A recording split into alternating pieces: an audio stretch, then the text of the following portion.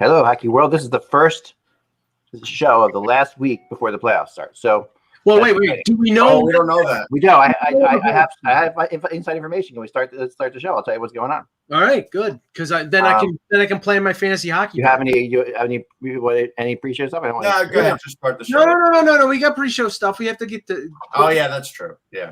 Teaser, go ahead. Just quickly. Yep. I think Mother's Day was invented by restaurant owners, because anybody who tries to book Mother's Day reservations, it's impossible. It's either brunch or dinner. It's virtually impossible to get a reservation. Now, my niece was in charge this year and could not find 2 weeks out, could not find a reservation until like very late in the day on Friday. She got a reservation for a Japanese hibachi restaurant. Right. I've been to one before, maybe 20 years ago. The experience wasn't bad, but the problem is the live stage show, Mike. Did the guy flip around food?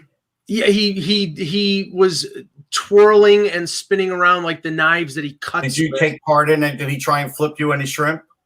Not shrimp. Apparently he cut up a cucumber. Okay. And was throwing it at people like they're trained seals. Did you partake in that? I stood there as he threw it 3 feet over my head. Everybody else at the table tried, even my brother. He was also like squirting like a bottle of sake into. Oh yeah, they do that. I've got a real big beef with this. I'm glad you brought this up because I've been waiting for someone to talk about this, because I believe that there needs to be a new school. All the people at these type of restaurants, like Benihana's or wherever you have to be sent somewhere to learn new tricks. Like they just like the tricks have been used forever. It's just like one of these things. Yeah. I love Benihana's, and there's a place down in Margate that I'd like too. But they're all the same tricks. We've seen them all 1,000 times. We need new hibachi tricks. Well, okay. So first it was the spinning. It was the spinning knives and cutlery. That's cool. That's classic. That's cool. Then the fire. Right, which is I get that. Which singed my eyebrow. It's shock value. First one might kill you. The second one really might kill you. Then the third one is the volcano made of onion. Now we've gone too far, because now we're in the world of like everybody's been doing that forever. So that's like the volcano onion, and then sometimes that's a train. Sometimes it was a volcano. It was a volcano. I have pictures. That's the thing. They do the onion volcano. That's their big thing now. Okay, then I've seen them do that as a train, where they push the thing along and they go choo choo choo, and the steam's coming out like a train. That's another thing. Then he's he makes the fried rice for the people who ordered rice. He makes the noodles for the people who make. They gave everybody a salad that couldn't feed a gerbil, a little bowl of soup. I mean, the food was good, and I give them a lot of credit for presentation. But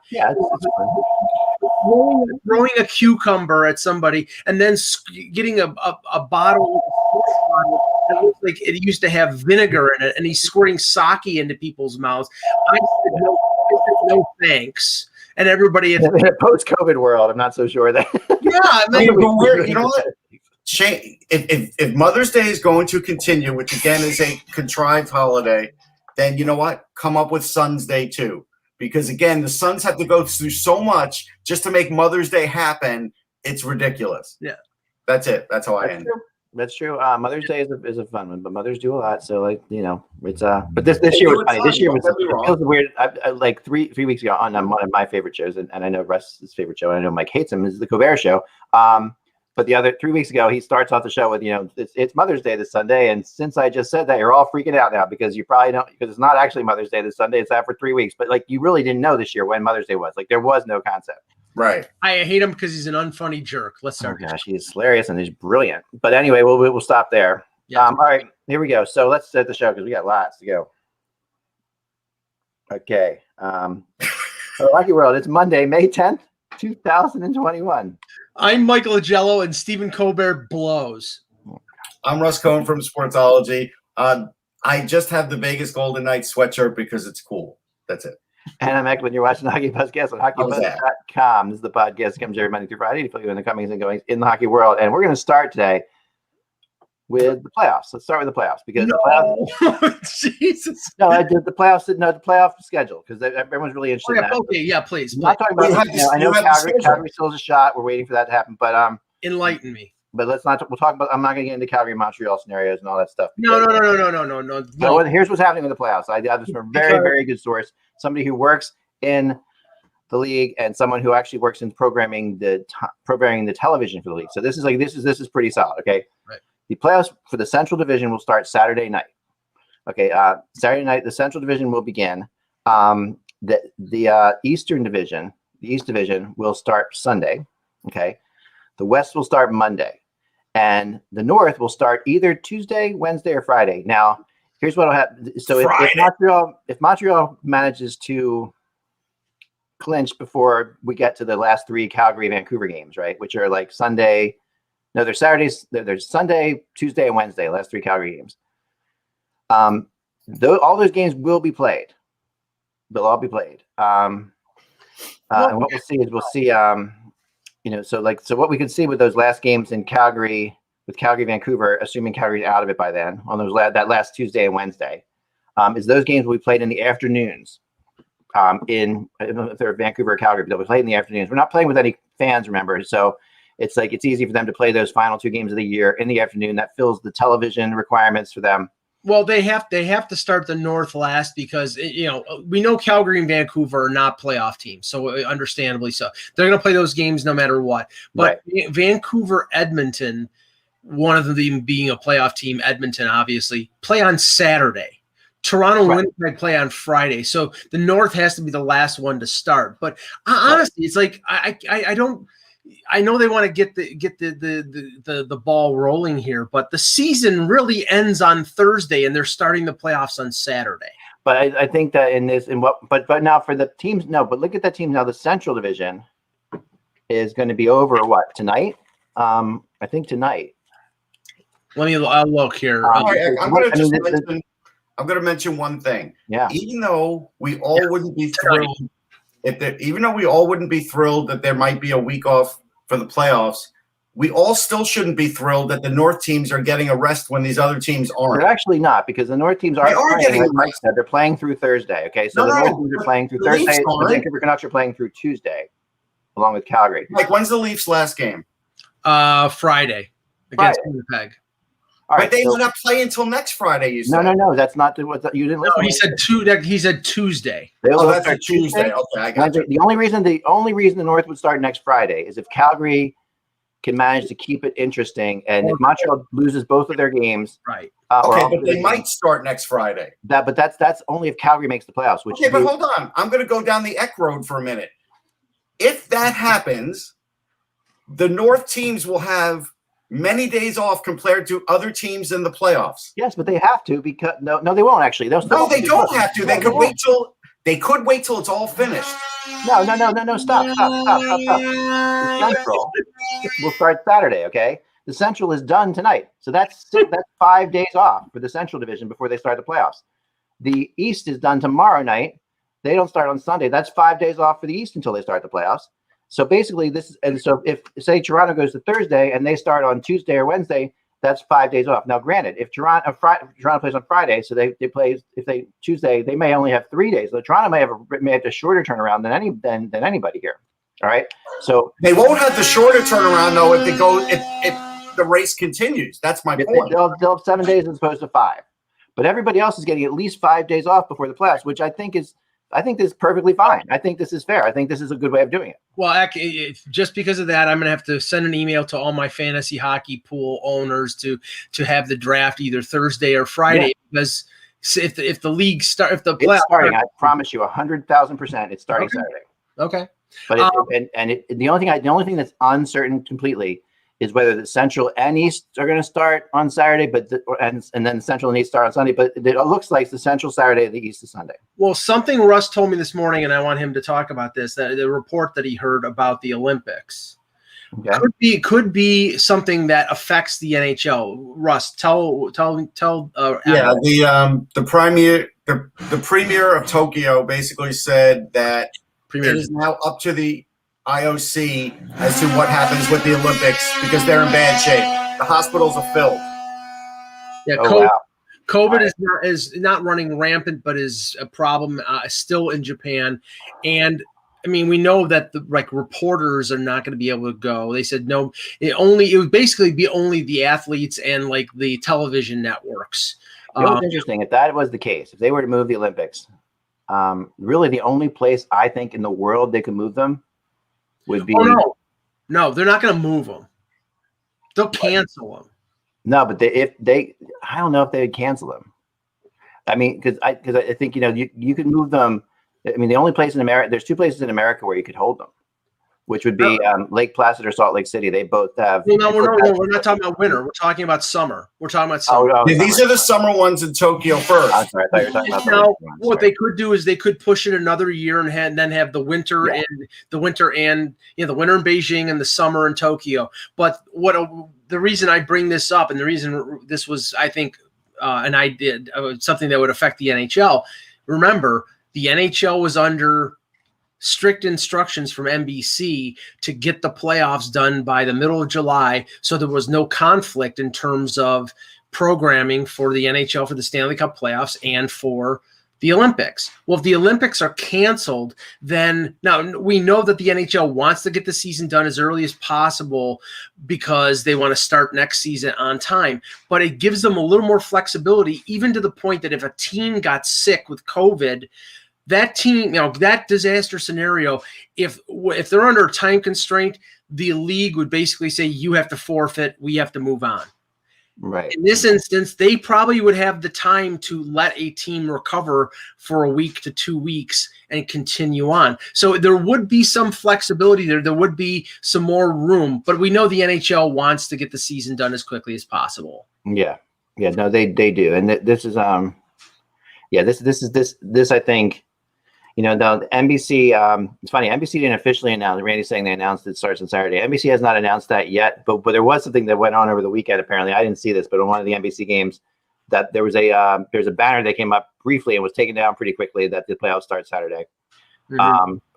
And which made me which led me to call some of my people at NBC and stuff like that. So yeah, that is when they start. They didn't want to announce it yet, but they basically want to have a hockey night in Canada on Saturday, and an NBC game on Saturday night. Even though these are going to be U.S. games, but and then Sunday night too. So and the NHL would ideally like to have like one playoff game Sunday afternoon, one playoff game Saturday night, that kind of thing. So that's where this is playing out, and I think it's not too bad. I mean, and honestly, you can pretty much catch everything up by the end of the first round, so that everybody's in basically the same place. I mean, it's going to be a little tricky, perhaps, and you might have a little bit of big layoff if you have like one team like in the sweep or something like that. But otherwise, I think it'll be pretty close. So, can I ask a question? Yeah. So, do you think Calgary's out of it? I do, but they're not technically out of it. So the Rangers you thought were in it. And now Calgary, you really don't think is in it. I just want to make this clear for the show. The Rangers were 2 points behind at one point, and yeah, they did. And then Boston went on a crazy rampage. So yeah, but at the end of the day, no, I do think that Calgary is not. I mean, Calgary has to win all their games, and Montreal can't even get a single point. Now it does look like Montreal might not get a point, but I still don't think Calgary can win all their games. Well. Okay, Montreal is playing Edmonton, I believe, tonight, and Edmonton has nothing to play for. They're locked. And Montreal has had Edmonton's number for what it's worth this year. So and the only thing here is the only thing that Edmonton's really playing for is, I mean, McDavid has already got his 100 points. Right, he's already got his 100th point, which I think also maybe he gets a day off. Maybe they give him a day. I don't think they do that. I think because he's not be okay. He won't be okay with that. He wants to put this number up, but way above 100. The way he played Saturday night was crazy. The way he played Saturday night was nuts. I mean, that was fantastic. I mean, he's still looking at, the only player to have like 100 points in 54 games or whatever. He wants to be the only guy to have 110 points in 56 games. That's the way McDavid thinks. So, but actually, and to kind of like counter that a little bit, I was really impressed with his interview after he got 100 points because he really was he did look like a more mature Connor McDavid than I've seen before in terms of. Yeah, he's definitely mature this year. I agree with you on that. Yeah, in terms of he just was looking like he's like, yeah, this is all about the team, and everybody's going to always say this is all about the team and all that, not personal stats, but he really looked like he meant it, which is nice to see. He desperately wants to get to the Stanley Cup. Yeah, he does not care about the 100 points nearly as much as he cares about the playoffs coming up. So, I mean, nobody would ever say he's not a winner or doesn't want to win. There's a lot of other things that have to happen for him to win, but he wants to win. Yeah, no, there's no question. I mean, but against wherever they're going to go, like in the first round, I mean, they have a good shot. Winnipeg has just been horrendous. So, but in the second round, if it goes, that's going to be. I don't see them getting past Toronto unless Mike Smith just can manage to stand on his. Or if they have to play Calgary. Yeah, if they have to play Calgary, they'll have a good chance. But I don't see that, and that'd be fantastic. I would love a battle of Alberta, but I don't think that's going to happen. It could happen though. Oh my God! Will you just drop it? What? All I'm doing is stating facts, and you guys freak out. I know, but it's unrealistic. If it happens, it happens. If you're a Calgary Flames fan, then you're Flames fans lost your ability to be a fan, Mike. I really thought that. You're screwed. I'm sorry. Lost your ability to be a fan. I have all the sympathy in the world for our buddy Sean Vetter. And Sean Vetter, you don't think it's over until yes, he does. I will call Sean Vetter on my phone. I will text him right now. Is it over? And he will say yes. He'll say, yeah, oh, sure. But in his heart of hearts, he says it's over. But the Flames have more than one fan. They do. Logically. Okay, Mr. Spock. Logically, we can all say it's over. Like we could say it was over with the Rangers, but not when it was 2 points apart. We couldn't say it was over with the Rangers. But now, yeah, when it was 5 points apart, with whatever, then it was over. But when there were 2 games left, it's over when you can't catch up. All right. Yes, please. Let's get into the coaching carousel because there's some big rumors in the right now. I want to talk about the first one. And we're also going to get into Eichel's comments too. But the first thing I want to talk about here is the rumor that I got today from some really good sources who I've been, and then some out of New York, and then a few out of Buffalo, and one at the NHL office as well. That John Davidson and John Tortorella are heading to the Buffalo Sabres. Now, this whether or not this happens or not, but they have heard that this is the plan right now, that this is what they're talking about. And this is a heck of an interesting, fun rumor for sure to talk about, because how this plays out is there's so many different elements and aspects of this to unpack as that. But let's talk about how this could maybe work. The Sabres don't have a team president now, right? Am I right about that? No, the team president is Kim Pegula. It's Kim Pegula. Okay, right. So they have Kim Pegula, but they don't have like a regular. No. I mean, but she can. Well, they just hired one ASGM, right? They have one assistant. They just said they hired Jason Karmanos. He's the assistant to Kevin Adams. Right. Okay, so yeah, Torts versus Eichel. Let's talk about that. Okay. Let's not. Let's talk about whether or not we think this can happen. Go ahead. Let's talk about Eichel in a vacuum without the potential Torts, because the interview that he just gave that I was on the conference call for about a half an hour ago was revelatory, because if there was any, I was somebody who was saying, maybe there's a possibility that Eichel is going to stay.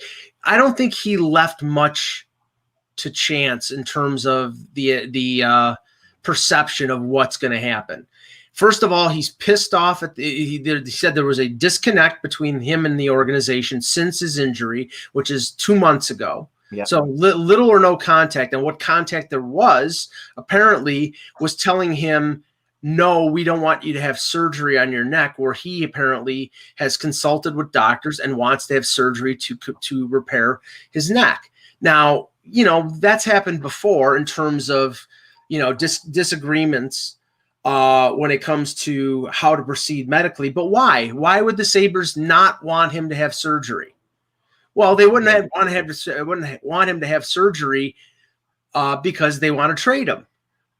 And if he has surgery, there's nothing that bans a team from trading an injured player. But Russ is right. The value of trading a player who has had a surgical procedure, you're not going to get as much for him. And that's the most important thing for the Sabres here. The most important thing to the future of their organization, if they have to trade Jack Eichel, which I think from what we just heard a few minutes ago, he wants out. He says, I have to think about what's best for Jack Eichel, and the Sabres have to think about what's best for the Sabres. He understands that. Now, that's a pretty logical and a pretty mature approach. He realizes they have to get as good a return as possible, but I can only interpret from the saw that I just heard. I can only interpret from what Jack Eichel said is that he wants the hell out of Dodge. And I don't blame him, because the way that the Sabres organization has been run over the last few years has been a travesty. The fans here in Buffalo are sick of it. They probably won't even blame Jack Eichel that he wants out because of the way that the thing is being operated. But from Kevin Adams' perspective and from the Pagulas' perspective, they have to get the most they can for him in a trade. And that's the most important thing. Yeah. I think this is obviously Eichel's pissed off, and obviously Eichel should be pissed off if they did tell him not to get surgery. And he should also, if his doctors are telling him to get surgery, which is really surprising. I mean, they really don't have much say in the matter. Honestly, he can get surgery. They can't stop him from getting surgery if his doctors are telling him that, the Sabres aren't allowed to do that. They can ask him not to, but they can't stop him. So, but even asking him not to, it does feel like an invasion. And I think, honestly, here, Elliot Friedman just tweeted this out, and it was an amendment to the CBA last year regarding this situation. CBA section 34.4 amended to add the following subsection: a player is entitled to obtain a second medical opinion from a physician of his choice who is not on the second medical opinion list and has not received advance approval from the club. Right. Cost, it goes into cost, but they can get a second opinion. The player shall provide all such relevant records to the physician. Yeah. The club's physician shall determine the diagnosis or course of treatment after considering any report or other records. So he consults with the second physician to determine where he wants to go. And if he did that, which it sounds like he did, and the Sabres are saying, no, we want you to rehabilitate this, and he thinks that's the wrong way to go, he's got no recourse. He's got 5 years left at $10 million. He's got to do what they want to do, even if after that he doesn't, Mike. Not when it comes to this kind of thing. He can. It's abrogating his contract if he doesn't do it. They can't stop him from doing this. There's nothing in that thing you're saying at the CBA that says they can stop him. He said that they are stopping him, basically. He didn't say it in so many. He didn't come out and say it. I really wouldn't. I need to know more about that. I don't think. All my time is dealing with NHL injuries. And also, by the way, let's just put one thing clear: like, Eichel can afford to get a second opinion on his own. No, but that's the whole thing. He didn't say that he spoke to doctors. He said he wants it. So we don't know what doctors think. That's the other thing. Well, that's true too. Okay, but if what he has to do is I think what Elliot Friedman is saying, maybe he didn't, Russ. Maybe he didn't talk to doctor. What Elliot Friedman is saying is that's what he has to do next. Like, and that's the procedure he's got to go through. So, I wonder if he did speak to doctors yet. The quote just said he wants it done. If he wants it, a player like that whose career, everything depends on his ability to heal, like stuff like that. There's no way that a doctor hasn't told him that he needs it. Like, in my opinion, he's not going to sit there. You're a player at his age with everything depending on everything. You're going to listen to what a doctor tells you. So one doctor must have said to him, well, it probably would be good to do this. And you have a better chance of recovering. Somebody had to have told him that, because no player is going to make that determination on their own. There's no way. Like, well, the only thing that hurts him is surgery, put it that way. You're not trading for a guy with all that money on his contract, even if you buy insurance, because 20% of what you could lose on that is a lot of money. Yeah, I agree with that. But the Sabres, I think what this is more about is Eichel being upset about this is more about him demanding new management and coaches. Like, it's more about that than him demanding out of there. Like, I think in Eichel's terms, he's really upset with the way things were handled. Whether or not that has to do with, I haven't yet talked to, I know pretty well. I know Donnie Granato really well. I put something out to him. I haven't heard anything back from him yet, which but this isn't on Don. This is on Kevin. It is partially. I mean, because Granato it's like if the team's not communicating with him, he's one of the guys. Yeah, but you know what? He's an injured player. Like, I can't blame it fully on the coach who's in the moment with his team. The GM should be speaking to his star player. Yeah, and he said that he only spoke to Adams like once or twice in 2 months. That's not good, Eck. Well, no, that's not good. But I can't imagine he didn't reach out to Granato, who was an assistant coach before and was tight with Eichel. So we got to find out more. I'm going to try to find out more. Well, I have to tell you this. Eichel was effusive in his praise for Ralph Kruger to the point that he said, I hope I have a relationship with him for the rest of my life. Oh, At wow. one point he was, but that he wasn't talking that way. Well, I'm just saying that quote was before this year.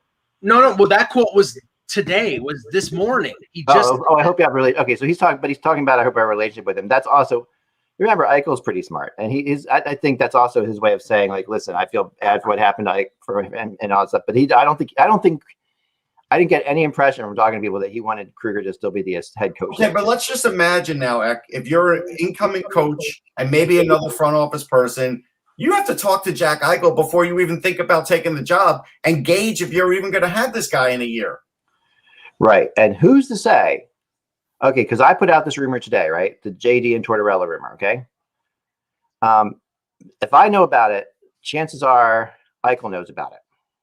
Chances are really good because the people I'm talking to in Buffalo, and Eichel knew about it before. Maybe, I don't know when that statement came out today, Mike. That was like, well, I think we should tell you on our the Off the Post podcast on Sunday. We had Dennis Gorman, who writes for the AP, covers the Rangers. right.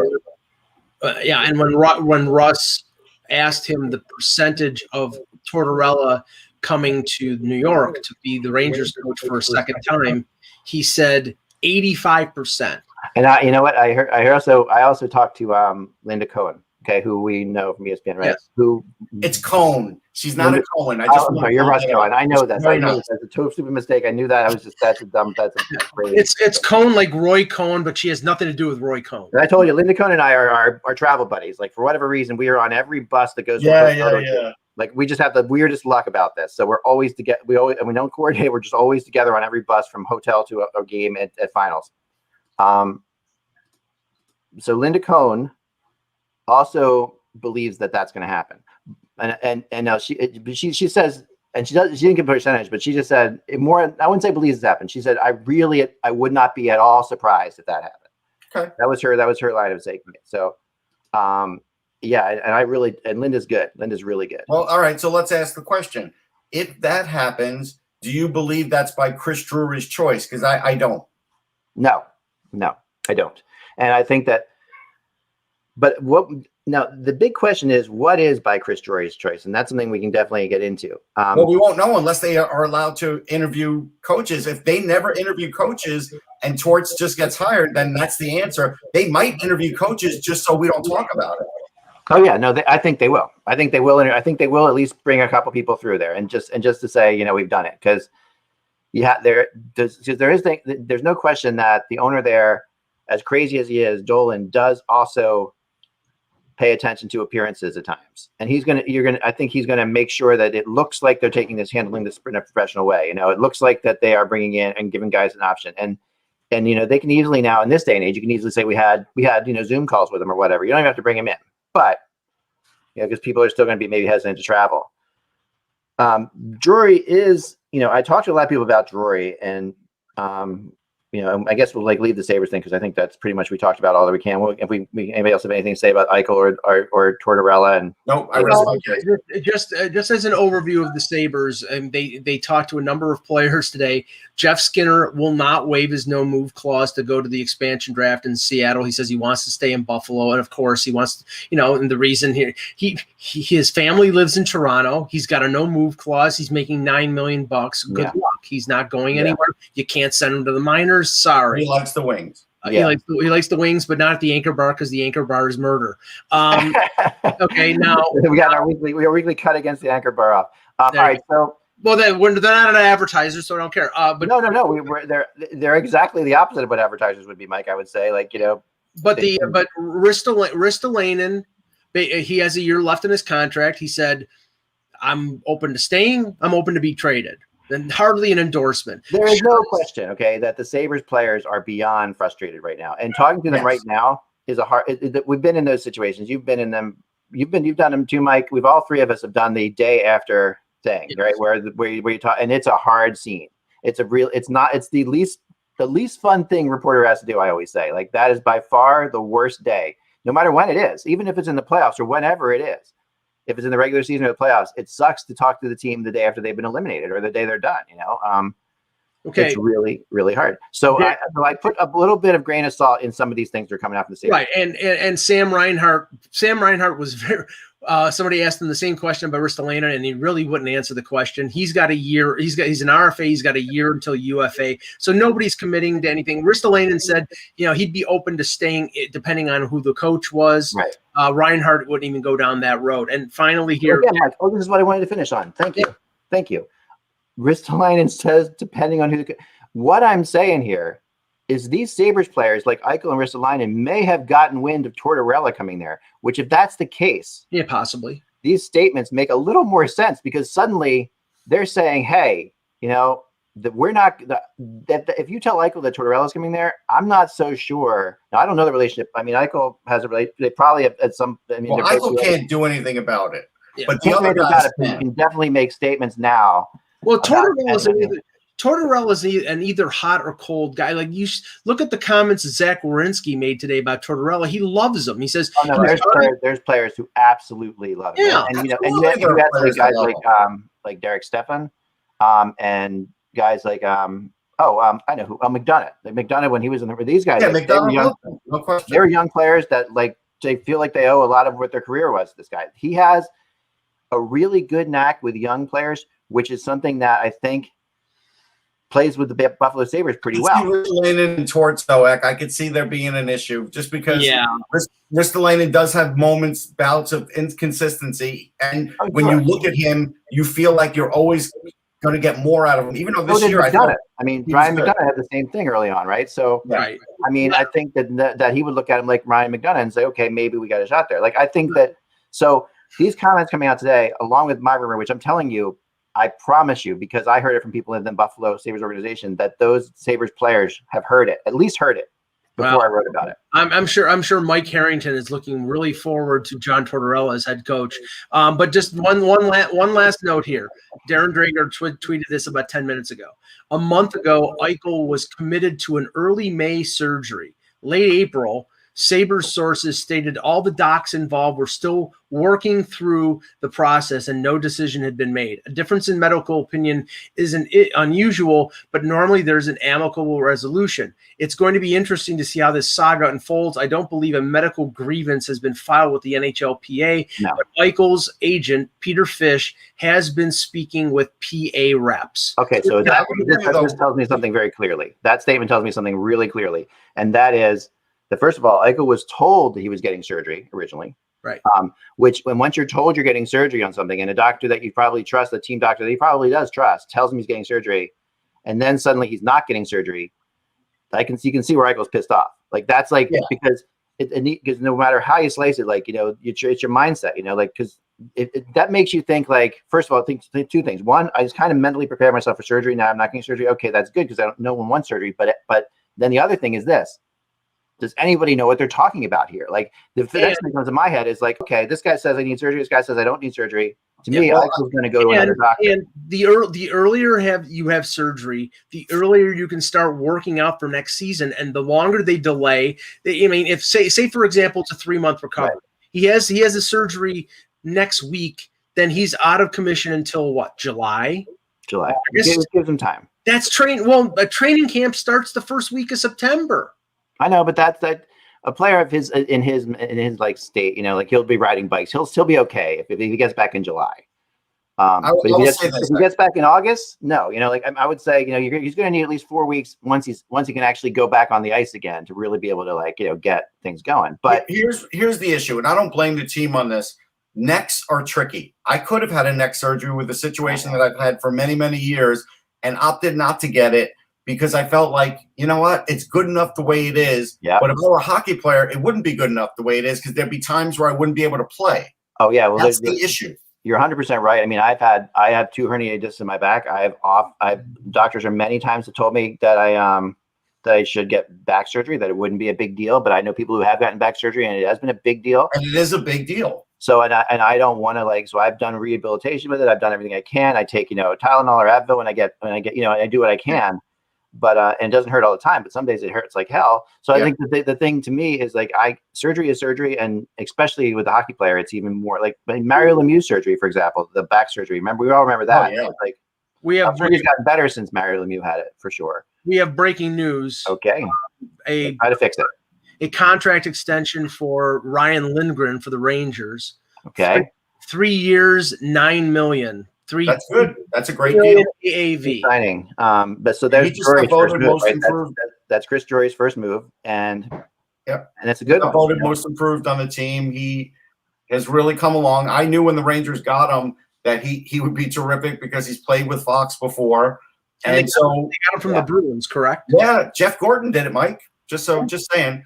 But anyhow, that was a really good trade for them because they got a building block on defense, a guy with toughness, good puck moving ability, and probably a little more offense than he's been able to show with the way the team is right now. But this is a good signing.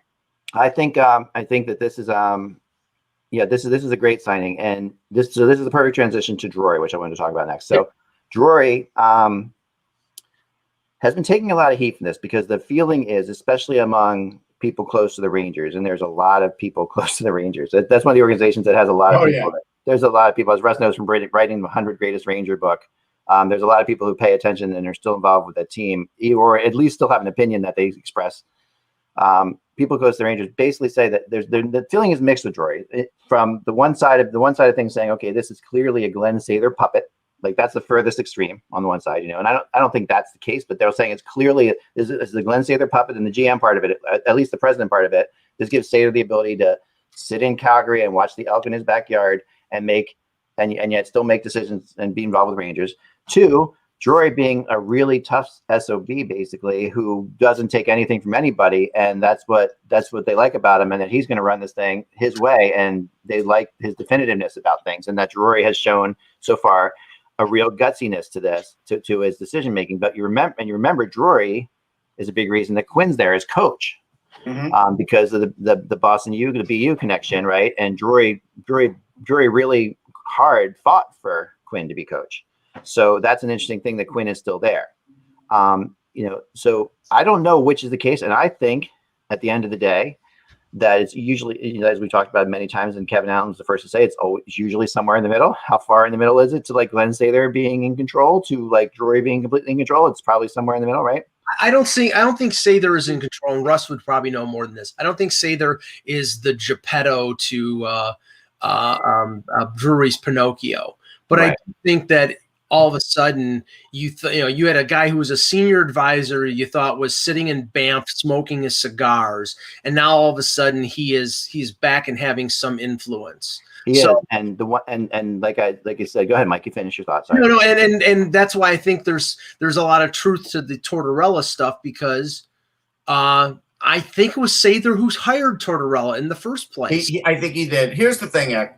Yeah. When you get hired in a position like that, especially a dual position, you are taking that with conditions. When you've never held either position before.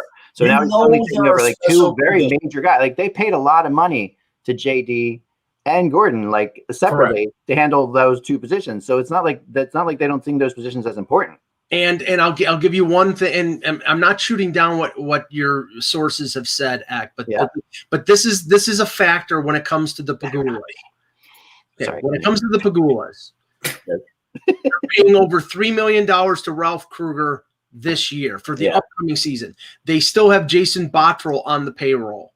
Okay, now you're going to have to pay John Davidson as much as he was making with the Rangers.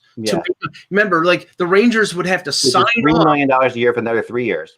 Right. The Rangers would, So you'd have to offer him more than a 3-year contract at more or at equal or more than $3 million. I don't think the Sabres are going to do that. Here's the thing about that, Mike. And I, on the surface, I couldn't agree with you more. Like, and I think about it, I'm like, that makes complete and utter sense. The Sabres have never shown that kind of tendency. This is a real, but we also, you cannot downplay how bad things are in Buffalo right now. Yes. You know what I mean? And if that's ever going to happen, Mike, it's going to happen now. Like this is as bad as it's going to get for the Pegulas, and they know it. They realize that they have to, because they know that that's that fan base, which is rabid. To get them to buy season tickets next year in a post-COVID world, despite the fact that those Sabres tickets are usually pretty hard to get, right? Or not as hard as they used to be. I guess. You're not getting tickets because of a coach and a front office guy. No, this is a very smart fan base. So this is not like your typical. I'll let Mike answer. Mike, are they getting tickets because it of helps them coach to sell and a tickets? GM? No, Tortorella helps sell tickets. Don't doubt it. I honestly, the only thing that will help sell tickets is winning. Yeah, but you're not going to know you're going to win, and you got to until right. you're in the season. They will in these financial times that are uncertain. The Buffalo fans will sit on their hands and watch games on MSG and wait for them to start to win before they go out. If they're given tickets, sure. But you're gonna see more cardboard cutouts at HSBC, KeyBank, Marine Midland, Hot Sauce Blue Cheese, whatever you want to call that building. You're gonna see more cardboard. I never heard Hot Sauce Blue Cheese. I like that. Yeah, that's the HSBC. No, that's a good combination. Hot Sauce Blue Cheese. Yeah. Anything like creamy with hot stuff is good. No. But the fact that they're naming that with the building, like fans are saying that, is funny. Well, It is. So I don't disagree with you, Mike, but I think that at the same time, Buffalo, in order to get Buffalo fans to forget about what just happened, you got to do something big. Yeah, lower ticket prices. Well, you can lower but beyond that, you got to either make a big trade. Or the Rangers did it one year.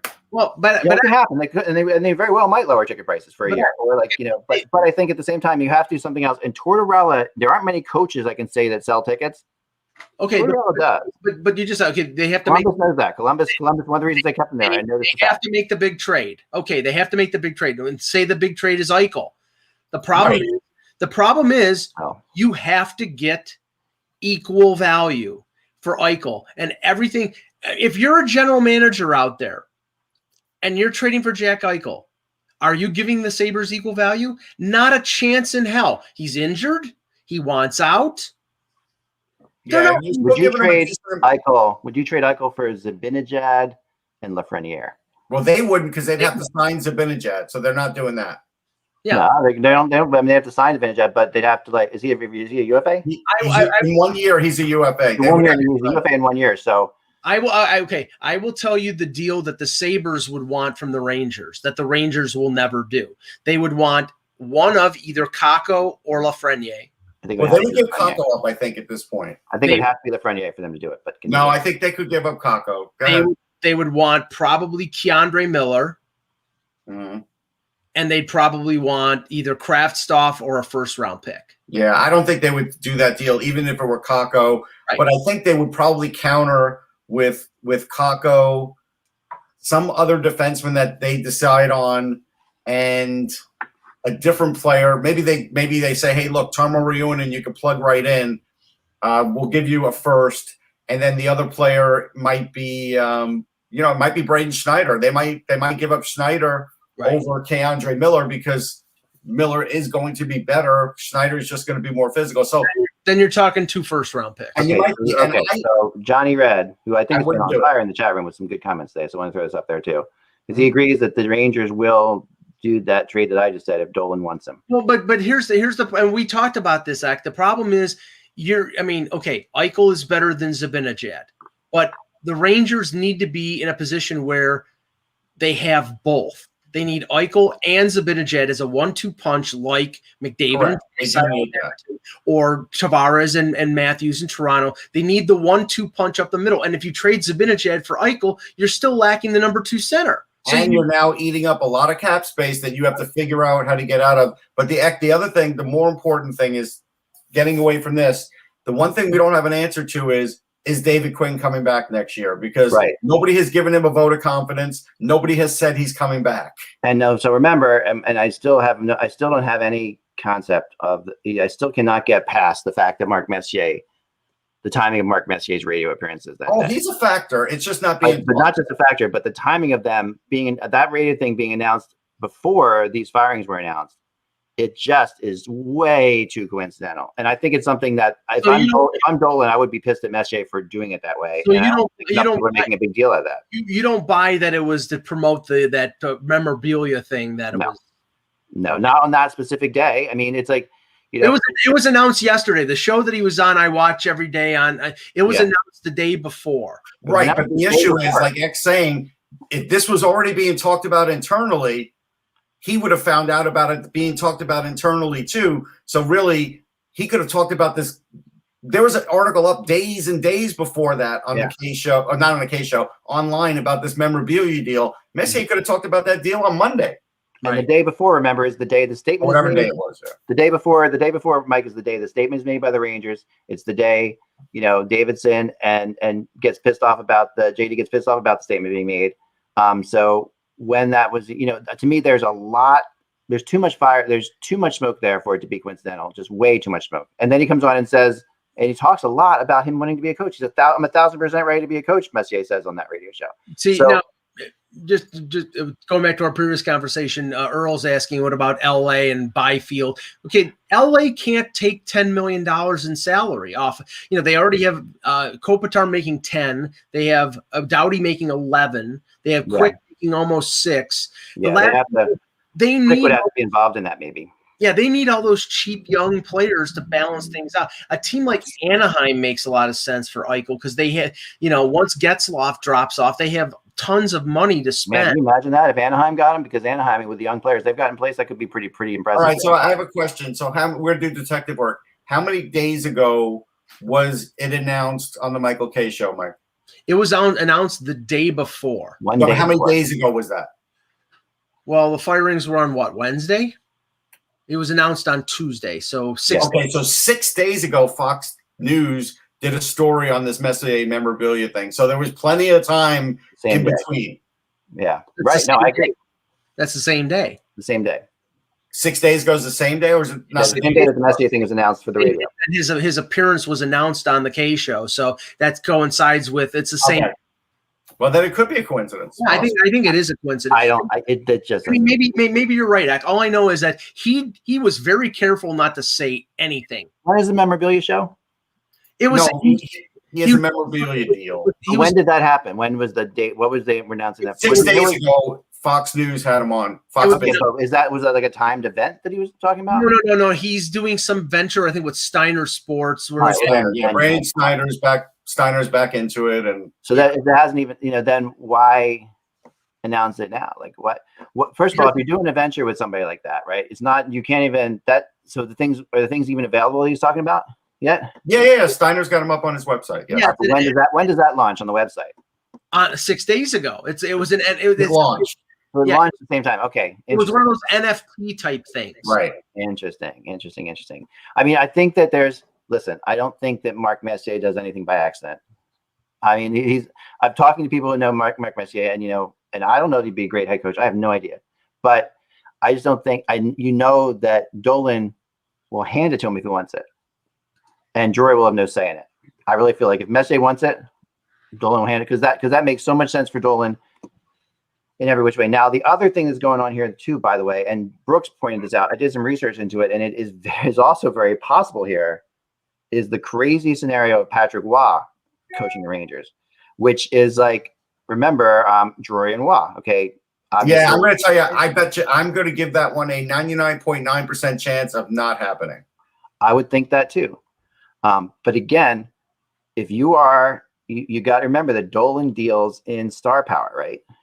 He does. I would be surprised if he knows who Patrick Waugh is. Oh, he knows who Patrick Waugh is. No, come on. That's crazy. Dolan. That is not crazy. No, it is crazy because he might be the best goalie of all time, and you're looking at. There's no question he knows who Patrick Waugh is. There's also no question that Patrick Waugh isn't aggressive. Do you think he knows what Patrick Waugh did as a coach? Do you think what he knows? No, I don't think he knows what he did as a coach. I'm not saying he knows what he did as a coach, but I'm saying he knows who Patrick Waugh is. He knows he's a goalie. That's what he knows. But he also knows. No, because what he would know of Patrick, because what Dolan is a mainstream guy. Remember, everything about Dolan is mainstream. Like, he follows the mainstream. Listen, Johnny agrees with me. I'm telling you, he's very insulated. He would know that he's a goalie. He'd be like, yeah, I've seen him play. He wouldn't know anything beyond his game. But he would trust Drury on this. He would listen to Drury, and he would also. The other thing he would say here is Drury would say, "Listen, I'll give you about Patrick Waugh. He was controversial. when he was a head coach. He did some crazy I'll things. give you a scenario that's more plausible than that. No. On Saturday, Elliot Friedman reported that Mark Bergevin is negotiating a new contract with the Canadiens, and they're not sure whether they will renew the contract. I would see Patrick Waugh going to as GM of the Canadiens as a better chance than him. Oh, if he has a chance to do that, he would turn down the Ranger job in a heartbeat for that. Are we sure? Because, I mean, I talked to people about Waugh and his relationship with Montreal, and I know it ended poorly, obviously. There have been some attempts to, like, bring it back into, like, some sort of, like, civility. But those owners are gone. That was 3 owners. I'll tell you what I think this is, Zach. This is the Canadians are sticking it to Bergevin to make sure they make it into the playoffs and make sure they do something in the playoffs. If not, it sounds like then maybe his job's in jeopardy. But they're trying to give that little extra motivation right now. They are. When they if and when they lose to Toronto in the first round. Right. You know? I'm just saying, doesn't it sound like they're trying to give him that little extra? Because I think there's no question. The pressure on when they fired, when they fired the coach and made the coaching change in the middle of the year, that the pressure on Bergevin is intense. Like that was because he wasn't doing poorly. The Montreal Canadiens were doing fine, but there was a lot of pressure on him to do better than they were doing. So there's no question that the ownership is done with Montreal not being a powerhouse. Right? That's in their mind. They're like, we have to be a powerhouse. And I think, was it this last weekend? The first time in NHL history that the Canadians play without one French-born player in their lineup? Tonight, first time in franchise. That is insane. Think about that for a second. That is an insane statistic. Like, the Montreal Canadiens have played as many games as anybody in the NHL. Obviously, they played more games than any, and right, they're as old as the league, pretty much. 1917, yeah. Every game they've ever played, all those games they played in 100 plus years, won. They've always had. I'm not shocked at that because it always seemed like it was a mandate, and it's definitely. In the beginning, remember they had the ability. And it is a mandate for the coach. It is right, but in the beginning, remember the NHL gave them the first look at any French Canadian player for a very long time. Like that was the thing that if Montreal, in order for a French Canadian player not to go to Montreal had to pass on it. That was the crazy thing about it for a long time. Like that was a thing, which but still, even given that was a long time ago. We're talking about like original six era for that. So since then, they've still managed. And you're right. I mean, obviously, they want French Canadian players. It's hard for French Canadian players to go there because, like, I know Simone Gagne, who was talked about going there a lot, was like saying, "I don't want to be the only French Canadian guy that an entire horde of media are coming to after the game to talk to in French." He's like, "That's crazy." I remember Gagne telling me, he's like, "I would go there, but I would love to. I mean, it's a dream, but come on." But he's like, but the French media is as big as the English media there, so any French Canadian player is going to be bombarded with questions right afterwards. So that is insane that they're playing tonight for the first time ever without a French Canadian player in lineup. All right, I want to touch something else that's in the chat because Anika brought it up, and Anika, I've heard this rumor too, and I think it is really interesting based on everything we've seen. And I'm going down to the game tonight, Russ, and I will see you down there. But that Rick Tocchet may be talking to Comcast about something here with the Flyers, and I wouldn't be shocked at that. No, and let's take. We've talked about management's not changing, Fletcher's safe, all this stuff safe, coaches safe. There is a movement, I was told, afoot among some of the people at Comcast and some of like the Snyder family people even that are talking to them saying, we need to get the Flyers back. Like the concept like I've talked about, like Ed Snyder, this team being so easy to play against, this team being, just like being, it's not playing well with fans at all. Fans are complaining about it all the time. Fans are sending letters. I mean, the Flyers fans are very. No, but they're complaining about the GM as much as the coach. It's not. They're complaining but they're complaining more about anything about Flyers hockey being swallowed up by gritty. That's true. That's true. Like you talk about the gritty thing is really laying flat right now, big time. That love affair is definitely gone. And I feel bad, going down. I'm probably going to kill me for saying all this, but I'm just saying that there is an issue that this is the case, and that Tocchet agreeing, quote unquote, with the Arizona Coyotes, who's going to move on. Tocchet doesn't move on unless he's got a job somewhere in his mind. Well, I'll float this for you. I mean, that's plausible, but also we don't know about Don Granato in Buffalo. Okay, right. There's no, they're keeping their options open. They're not saying anything, at least so far right now. The Pagulas have a history of circling back to people that they have interviewed in the past. Yeah. I believe they interviewed Kruger for a job when they hired Housley, and then they went back to Kruger. Well, one of the other coaching candidates that they interviewed when they interviewed and were hiring for Housley's job was Rick Tocchet. And Rick Tocchet could be a candidate in Buffalo. Yeah, he could be a candidate in Buffalo. There's no question about it. I agree. Tocchet could go there. Tocchet could be a candidate in Columbus too. Tocchet is the kind of is definitely has done well for himself. People are incredibly impressed with what he's done in Arizona. They say that that he has done in a situation that was horrendous. That he managed to keep Arizona even this year like competitive right to the end. I mean, they were in this. It wasn't likely that they were going to make the playoffs, but they were in it till the very end. And they did a good job with it. And I think that the Flyers, like we said before, the Flyers have to do something. They do, but the only issue, Eck, is are they really going to eat that Vigneault is a couple more years? They don't care about that. Oh, I think Comcast cares. They don't. And I've talked to you about that. I asked the same question. That they scoffed at me when I asked that. I asked somebody at Comcast about that because I have some people really high up at Comcast still from the Snyder days, and they scoffed at that. They're like, yeah, that's a write-off for them. Well, let me pose this to you. Yeah. So let's say you bring in Tocchet, you fire Vigneault, and no deal's done over the summer that is acceptable with Fletcher, which could happen because it happened last summer. Now what do you do? No, I mean, if you're doing what terms? Like in terms of the Flyers? Now you've got this new coach, but you still have the same guy shopping for the groceries. Yeah, but here's the thing, right? The Flyers, for better or worse, have gotten a lot more than they expected out of some of these guys they brought up. Like Allison has been damn impressive, Sure, but it's a short window. It's a short window and non-significant games. I agree with that. We don't even know if he could play 30 games in a row. He's never done that even at the NCAA level. And always an injury factor. He does remind me of he's a really interesting player.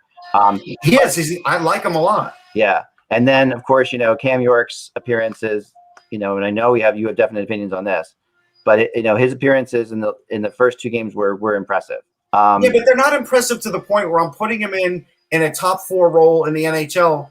I'm not doing it. And that's what he needs to be in the future, but not now.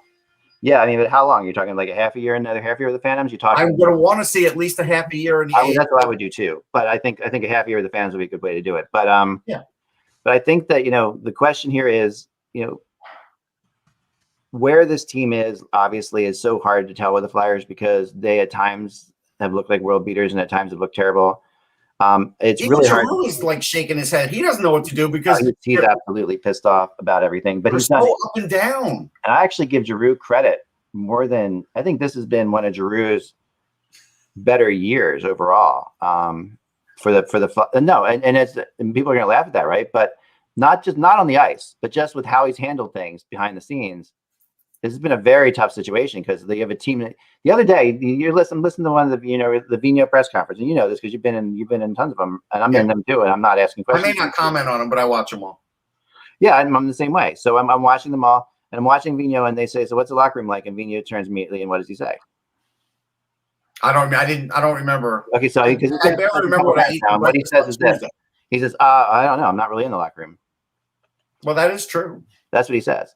And and I've always been that way though. That is his thing, right?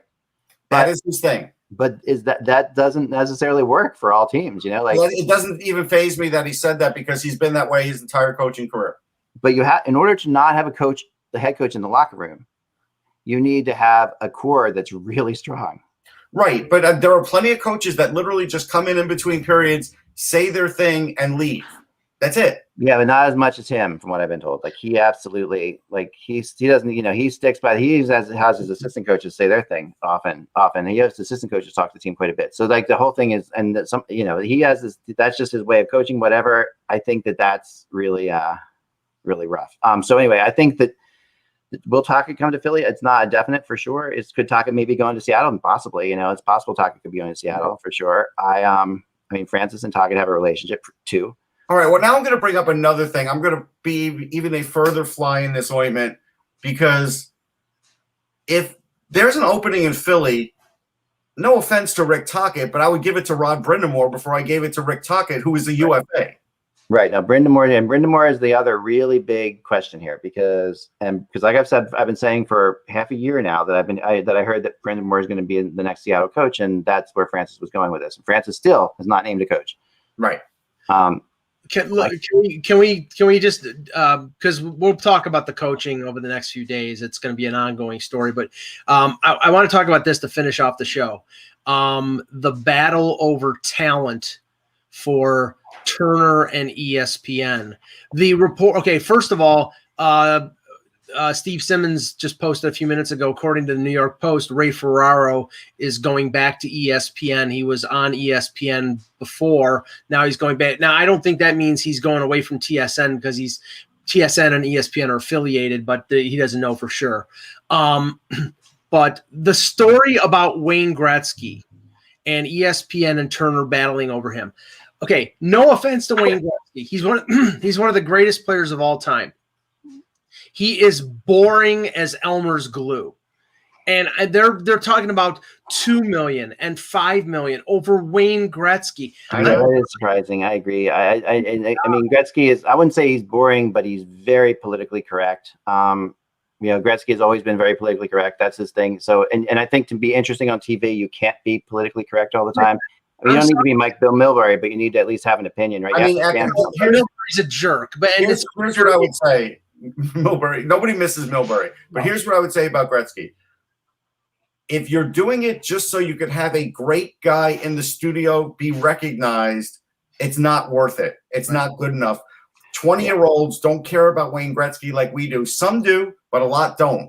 And the point is, they just want to hear a good broadcast. They want to hear good analysis. Wayne can only do part of that. We have to be realistic about that. Yeah, if you want colorful, get PJ Stock. Right. I mean, but or Matt Barnaby. This is no offense, but this is the only time in his life where Kevin Bieksa is worth more than Wayne Gretzky. Yes, exactly. I'm going to say, I mean, there's people I think that are important and NBC. I will say this: like, for as long as NBC had this NHL thing, I don't think they did a great job at building stars of their announcers. Like, I think that they joined Canada. I know, but I'm saying NBC. Like NBC, you said NBC. In the time NBC had they did a good job with Milbury. He did himself in, so I think he did a good job with Milbury. Important people at NBC, are like obviously Mike Emmerich's gone. Mike Emmerich he was like the one that was like, but he's gone. Doc was big before, right? He was big before. He was already. If you think about it, Milbury was a success for the fact that we talked about him. True. So NBC did build him to the point where he was a star that we talked about, and he just did himself in. That's all. He's a great guy, but I don't know that he's a star. Kenny Albert established himself as the premier play-by-play guy for NBC, and he's taking over. Where he does a great job. All right, and so but play-by-play guys are not what's going to sell. Like that's not the big thing to me. Like the big thing is I think maybe Eddie Olczyk is probably my favorite of anybody they have that does stuff for them. This is a great suggestion, although he wants to get in management, but Funky talking about Luongo. Luongo would be great, but he is already in management. Yeah. So, but that no. I mean, bringing up Roenick, that's not going to happen. Heck, you know what I would do? Here's what I would do. And I would throw big money at this, and I would say this is for the betterment of the sport. I would say, hey, Ron McLean, you're not really being utilized as much as you're used to being utilized. How about coming over here and being our head guy? No. He'll never leave. I would love it, but he is so freaking connected with the CBC. I know, but you have to admit, he would be a great guy to bring over. He would be phenomenal, but he's got his whole hockey Canada. No, but he's been marginalized a little over the years. He has been, but he does stuff beyond Hockey Night in Canada too, and just beyond all that. Yeah. The hockey town of the year, whatever they call it up there. I forget what it's called, but the hometown hockey that they have in Canada. That's a huge thing. That's his baby, and he's do a fantastic job. But no, I mean, see, the thing is that with ESPN, you have Linda Cohn, you have Buchagras, you have Steve Levy. Buchagras is great. Yeah, I mean, Buchagras, he could and him and Linda could host shows. I think that's. Yeah, I agree with that. But Turner doesn't really have anybody. I'm sorry, I can't see Ernie Johnson hosting an NHL show. No, please, no. And here's my thing. I want to see new people given bigger roles. Like I want to see that. They're looking down the list of known people, and they're going to spend big money because they don't know any better. That's what's going to happen. Throw money at Catherine Tappan to come over to Turner. I think Tappan would be good. She'd be a good job. I don't know know who else I would really go with, Mike. Who I think is completely underrated is Kevin Weeks. Yeah. I think Weeksy is. I think he is one of the best, and he is also one of the best. It depends what role you put him in. If you put him in studio analyst every day and on Sunday, if you do play-by-play, no, thank you. No, he's not going to be play-by-play. But I think I actually put him as a color commentator in during the game. I would do that. No, I mean color commentating. He was not good at color commentating. Honestly, I don't agree. Maybe it's because I'm a goalie, and he really does talk about goalie stuff a lot when he's color analyst, but I've heard him do some really good stuff on color analyst. I will not say a specific name of a person, but if you're depending on some of the people at NHL Network to draw ratings at Turner, you'll be waiting a long friggin' time. I'll tell you somebody else who's very smart and very entertaining that really is now down to just a particular market, but used to be national and would be great. Darren Pang is great. Yes.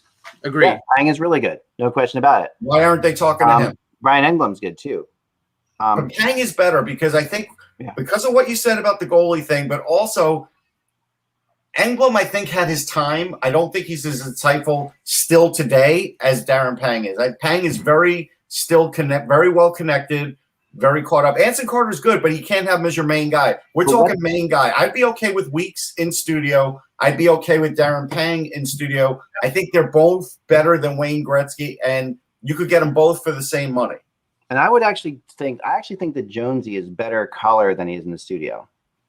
Yes, I agree with that. You know, I would put him on because we hear him in color in Philly all the time, but you hear him in the studio, and he's good. Why? Because I think he's more off the cuff with color because it's at the moment in the moment. PK Subban would be a great one. If he decided he doesn't want to play. If he doesn't want to play, he's going to head that way too. Like, there's no question in my mind that he's already got a job with Sportsnet whenever he wants. Because but he might want to go to NBC. Like, he might see his NBC as a bigger deal. Well, not NBC, you mean Turner or ESPN or NBC. Either. I mean, ESPN, right? I think he goes to ESPN before he goes to Sportsnet. PK. Yeah, I would not bring in Rob Lowe to do the show. I would bring in Rob Lowe to do a segment and have him skate on the ice like Youngblood. I would pay to see that. Well, I mean, Rob Lowe is a great guy, actually. He's more available than Patrick Swayze. Rob Lowe is one of my. That's funny because we have a Mother's Day tradition here, Mike. Our Mother's Day tradition is to watch Dirty Dancing. So I just watched Dirty Dancing yesterday. That says a lot about you. It's my wife's Mother's Day tradition. Hey, just little known fact. My wife went to school with somebody from the opening dance scene of that movie. Like I told you many times. Dirty Dancing. That's awesome. Like I told you many times, I met and hung out with the blonde woman who gets pregnant and who was Richard Mark's wife. Remember on tour. She's amazing, and we got her to say baby. Is that what they call you, baby? So anyway, but no, I like Darren Pang. I really wish they would talk to him. I wish they would too. I like Darren a lot. Because he does what, blues broadcasts? Yeah, he does blues broadcasts. Yeah. Oh, yeah, I mean, I'm sure they pay him, but they wouldn't pay him for blues broadcasts. He's been great on the blues for a long time. Michael Cohen says Cynthia Gibb. Mike liked her. Who didn't like Cynthia Gibb in Youngblood? My God, I know on that one. I like Marty Biron. I think that he's not there yet. He's not there yet, but he's good. But I like where he's heading. I think he's got great potential for that. And No, I really hope that the trend that NBC started, not only Catherine Tappan, but Russ, help me out. AJ Moretzko. And some of the women that they started, they were all good. I would mix them in. Definitely. Yeah, AJ works with, I think, Shannon Hogan with the Islanders broadcast. I've seen. And very good. Very good. Yeah, no, the Islanders have that all-female team in between. Yeah, they're very good. Which is really fun to watch, and they really are. They do a great job. There's a lot of people out there. And that's why I want to see some of these newer people. No, but again, the bigger subject is they're not going after a lot of people. They're trying to, thank you very much, Johnny. They're going to try and get the top person, the most expensive, who will give them the least return in the end. I don't think they realize that. Yeah. You know what? This is the thing that they don't realize And if I was put in charge of this, it would be incredibly successful because I know exactly what to do. So this is like, I'm going to say this because what they don't realize, okay, is that what happens, how these things become really good are guys like Jeff Marek and Elliot Friedman and stuff like that. Canada is really good at figuring out people who have chemistry together and keeping them together. And they have these long running things because of it. Like they have a long running stuff. So that's what you really want. Like and then you need to script a little bit more to the point where not script, but you have to say, okay, you need to take a stance and you need to take a stance and stick with those stances. You need that kind of stuff. Milbury did that. Milbury's the only one who really even tried to be sort of a character. That's true. But you're saying you could do a better job. Jeff Zucker was involved with friends. What the hell did you ever do? I've met Jeff Zucker one-on-one for lunch. I have. I had a one-on-one lunch with Jeff Zucker. So yeah, I know a little bit. Yeah, but it's tough to develop that chemistry. I know it is. No, that's really hard, but it's tougher to be able to identify it, to be able to see it, where it can grow. Right. But like Jeff Marek and Elliot Friedman have known each other for 25 years. Right, they have for sure. And Jeff Marek is freaking phenomenal. I've always said, great, but he's not leaving, so we can't even. No, he's not. And I wouldn't want to leave. I think that's a great. Okay, I'm not. I don't sign up for his shtick, but you know what? If you want to find the hockey version of Barkley and Shaq, he could be the guy. Is Nasty might be the guy. Yeah, Paul Bissonnette could be that guy. I have to there's a lot of I don't want to take shots in, but there's a lot involved in that. You have to, it's not that easy to be what Barkley does, to have that attitude, but also work the kind of work ethic that Barkley has. Clearly, people of X age wouldn't like him. Right, but they're looking. Because I'm the young guy here. Yeah, I'm the young guy on this board. I know. I'm the baby of this panel, but still. I just knew you would react to that. That makes me choke to death, Russ. Oh, God. Remember, without the buzz, it's just hockey. We'll be back tomorrow to talk more, and we may actually the big game tonight. Honestly, I'm going to be watching the Flyers end their season with Russ. But the big game to watch tonight is, in my opinion, the Florida Panthers and Tampa Lightning. That this battle for home ice. If Florida goes to overtime or wins, they have home ice. Tampa has to win in regulation to get home ice. I think that's a friggin' big deal. That's a big deal. I agree with that. And for that series, for Florida, because remember with Stamkos and Kucherov just happily getting healthy all of a sudden and coming back to play. Which is another thing that for another day, but it'll be a big deal for 2 periods. If one team's up 3-0, the other will take the foot off the gas. They will. Yeah, but Quenneville is a good coach, and when it comes to matching, I would rather have Quenneville with the ability to match. Well, way more. Actually, we should end the show. I don't want to see Mike pass on air. You can give me the dignity of passing off air. Mike's choking death. Remember, without the buzz, it's just hockey. We'll make sure that Mike has the paramedics. I'm going to dial 9-1. Mike, I'm dialing 9-1. Tell me when I have to hit the other one, okay? Remember, without the buzz, it's just hockey. We'll talk to you then. 9-1. I'm choking on an anchor.